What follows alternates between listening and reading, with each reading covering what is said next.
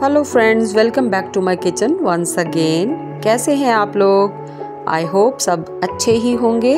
तो चलिए आज बनाते हैं होममेड आमचूर पाउडर। तो इसके लिए सबसे पहले मैंने कच्ची अम्बियाँ ली हैं और ये जो एक्चुअली मेरे घर पे ही 2 पेड़ जो हैं वो लगे हुए हैं आम के, तो उनकी ही अम्बियाँ हैं ये। रोज़ हमारे यहाँ कितनी ही अम्बियाँ बेकार होकर के नीचे गिर रही थी, तो हवा इतनी तेज़ चल रही थी तो उस वजह से ये हवा के साथ ही गिर जा रही थी। तो डेली मैं शाम को इतनी अम्बियाँ इकट्ठी करके लाती, तो मेरे को समझ नहीं आ रही थी कि मैं इनका क्या बनाऊँ। और अभी तक मैंने इनकी चटनी भी बना ली थी जो रूटीन में हम लोग खाते हैं, और पहले भी मैंने अपने चैनल पे बताई हुई है। फिर मैंने इसका आम पन्ना भी बना लिया, आम रस भी बना लिया। तो लेकिन अब रोज़ रोज़ वही चीज़ें रिपीट कैसे हों, और लेकिन इतनी ये गिर गिर के बर्बाद हो रही थी।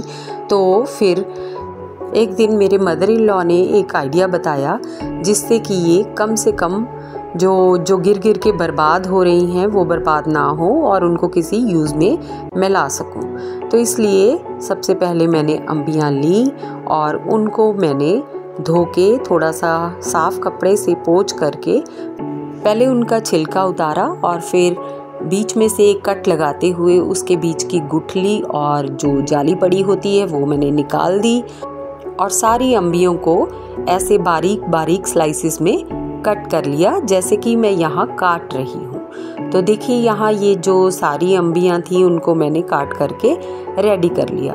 और ये एक दिन का प्रोसेस नहीं है, मुझे लगता है मैंने डेली जितनी अम्बियाँ निकली उनको छीलती थी, काटती थी और फिर उनको अलग से आगे का प्रोसेस करती थी। तो अब ये जो अम्बियाँ मैंने काटी उसके बाद से है, मैंने एक धागा लिया सुई में, और उसके बाद इन सारी अम्बियों को धागे में पिरो पिरो करके इनका एक अच्छा सा मैंने हार बना लेना है।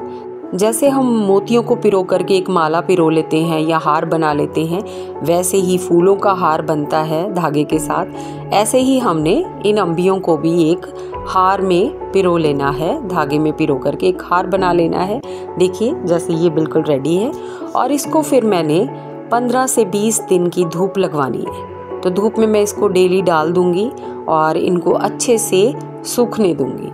तो ऐसे ही करके मैं और जो जितनी अम्बियाँ हैं उनके सबके हार बना लूँगी और उनको फिर धूप में सुखा लूँगी। तो यहाँ फिर मेरे पास ये 15-20 दिन के बाद जो बिल्कुल रेडी हैं सूख करके अम्बियाँ, देखिए ये कुछ ऐसी दिखाई देंगी आपको। और फिर इस टाइम हमने क्या करना है, इसके जो धागे हैं वो कट कर देने हैं। तो आप बड़ी इजीली इसका धागा काट दीजिए और उसके बाद से इसमें से अम्बियाँ जो स्लाइसेस हैं वो निकाल लीजिए। तो ये बड़ी आसानी से निकल जाएंगी। ऐसे करके ही देखिए जैसे मैंने दिखाया आपको, ऐसे करके ही मैंने ये सारी स्लाइसेस जो थी अलग से धागे से निकाल दी है। और जो इसके धागे थे उनको हम क्या कर देंगे, फेंक देंगे। तो देखिए अब ये रेडी है हमारे पास पीसने के लिए। तो इसको हम अब ग्राइंड कर लेंगे किसी भी मिक्सर ग्राइंडर जार में डालने के बाद। अब इसका हम एक फाइन पाउडर जो है रेडी कर लेंगे। लेकिन इससे पहले आपको एक टिप देना चाहूँगी कि इसको इतना अच्छे से सुखाइए कि जब ये बिल्कुल आपके हाथों से टूटने लग जाए। ठीक है, जब ये स्लाइस आपके हाथों से टूटने लग जाएगी तब समझ लीजिए अच्छे से सूख गया है, क्योंकि अच्छे से सूखेगा तो अच्छे से पिसेगा। तो यहाँ पे रेडी है बन करके हमारा फाइन आमचूर पाउडर। तो इसको अभी मैंने निकाला एक प्लेट के ऊपर, और इसको बाद में हम स्टोर कर देंगे किसी भी ग्लास के जार में या बर्तन में, जिससे ये लॉन्ग टर्म के लिए ख़राब नहीं होगा। तो इसको आप अभी यूज़ कर सकते हैं सूखी सब्जियों में, जैसे कि मैं भरवी सब्जियां जितनी भी बनाती हूँ उसमें ज़रूर डालती हूँ, जैसे करेले, टिंडे, बैंगन, या फिर आप कोई फ्रूट सैलेड खा रहे हैं या फिर वैसे कोई सैलेड खा रहे हैं तो उस पर भी आप डाल सकते हैं इसको स्प्रिंकल करके।